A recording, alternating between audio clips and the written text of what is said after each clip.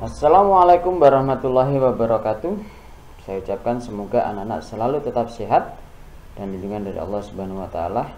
Mohon maaf anak-anak, ini saya hanya memberikan sedikit materi karena kita masih adanya COVID-19 ini sehingga kita tidak bisa bertatap muka.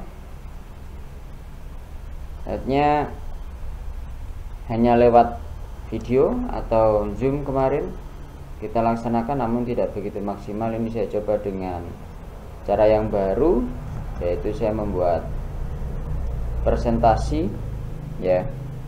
Nah, pada tema 1 pembelajaran 3 halaman 20, nah disitu ada sebuah literasi atau cerita di mana Pak Rudi dan seorang anaknya Edo mempunyai kandang kelinci, di mana Pak Rudi mempunyai beberapa ekor kelinci, dan namun Pak Rudi ini sangat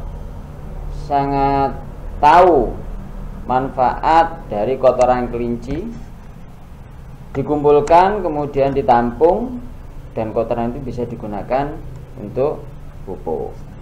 Nah, suatu hari atau suatu ketika di situ ada tetangganya Pak Eko yang meminta kotoran kelincinya atau kencing kelinci digunakan untuk menyiram atau memupuk tanaman yang ada di belakang rumah tetangga Pak Eko. Nah, di sini Pak Eko ini atau Pak Rudi ini termasuk pengamalan sila Pancasila atau nilai-nilai yang terkandung di dalam Pancasila, di mana manusia itu adalah makhluk sosial yang tidak bisa hidup sendiri. Tentunya makhluk sosial juga butuh bantuan pada orang lain. Nah, lebih jelasnya anak-anak bisa membaca di buku tema 1 halaman 20.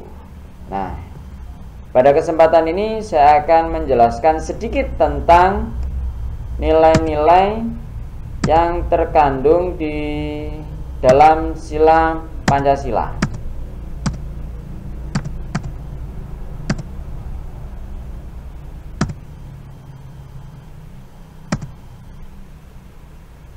Nilai-nilai yang terkandung dalam sila Pancasila. Sila yang pertama yaitu nilai ketuhanan yang Maha Esa.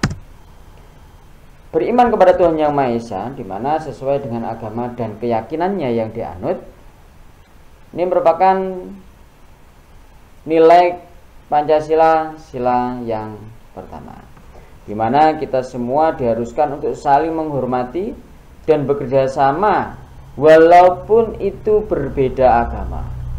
Jadi kita tidak boleh memaksakan suatu agama atau kepercayaan kepada orang lain. Harus saling menghormati kebebasan dalam menjalankan ibadah. Ketika ada orang lain yang beragama lain, ketika melaksanakan ibadah, agama yang lain tidak boleh mengganggu. Adapun agama yang telah disahkan di negara kita, yaitu negara Indonesia, yaitu agama Islam, tempat ibadahnya yaitu di masjid. Kemudian agama Kristen Protestan, tempat ibadahnya di gereja. Kemudian agama Kristen Katolik, tempat ibadahnya juga di gereja. Kemudian ada agama Hindu, tempat ibadahnya di puro atau pura. Kalau orang-orang Bali itu mengucapnya pura, kalau kita orang Jawa puro. Kemudian Buddha, agama Buddha, tempat ibadahnya di vihara. Kemudian ada Konghucu, tempat ibadahnya di kelenteng. Nah, ini adalah agama yang disahkan di negara Indonesia yang mempunyai nilai ketuhanan yang Maha Esa. Kemudian sila yang kedua, nilai kemanusiaan yang adil dan beradab.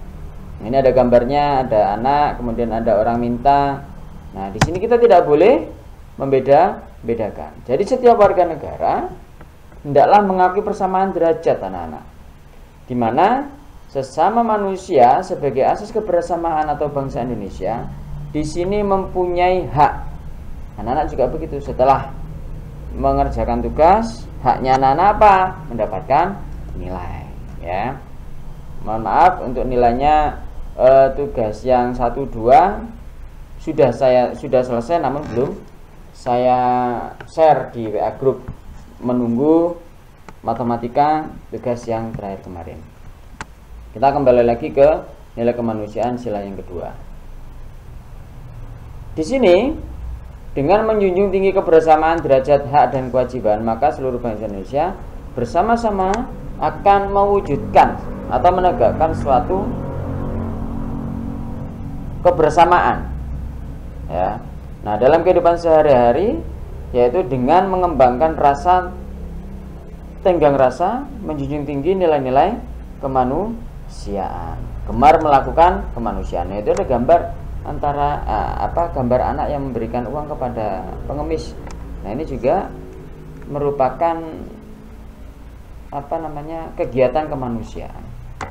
Kemudian sila yang ketiga, yaitu persatuan Indonesia. Ini ada gambarnya orang yang sedang mengerjakan rumah yang dikerjakan secara bersama-sama atau yang disebut dengan gotong royong. Nah, ini di desa ini yang masih ataupun di kota itu juga masih ada ini, ya.